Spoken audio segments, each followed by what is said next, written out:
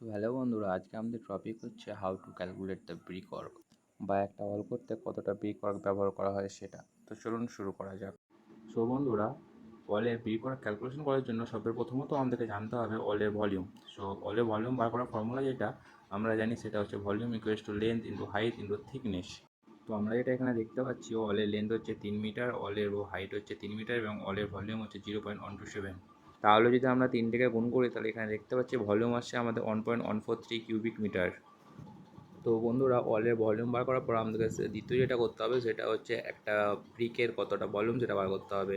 তো ব্রিকের ভলিউম বার করার জন্য প্রথমত জানতে হবে যে ব্রিকের স্ট্যান্ডার্ড সাইজ, যেটা হচ্ছে আমাদের 190 mm into 90 mm into 90 mm। তিনটিকে যদি আমরা গুণ করি তাহলে তিনটিকে গুণ করার পর আমরা যেটা ভ্যালুটা দেখতে পাবো সেটা হচ্ছে 0.1539 কিউবিক মিটার। আমরা এখানে মোটার থিকনেসের জন্য 10 mm এক্সট্রা ধরে নেব, যেটা আমাদের টোটাল মোটার থিকনেস গুণ করার পর যেটা আমরা পাবো সেটা হচ্ছে 0.002 কিউবিক মিটার। ওয়ালের ব্রিকওয়ার্ক ক্যালকুলেশন করার জন্য সমস্ত ডাটা যেগুলো আমরা বার করা সেগুলো পেয়ে গেছি।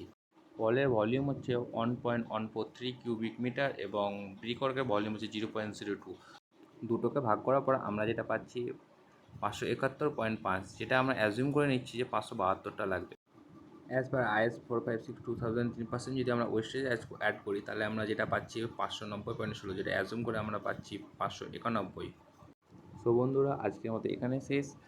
এরপর তোমরা কী টপিক নিয়ে ভিডিও চাও সেটা কমেন্ট বক্সে জানাও। খুব শীঘ্রই দেখা হচ্ছে সেই টপিক নিয়ে তোমাদের সঙ্গে।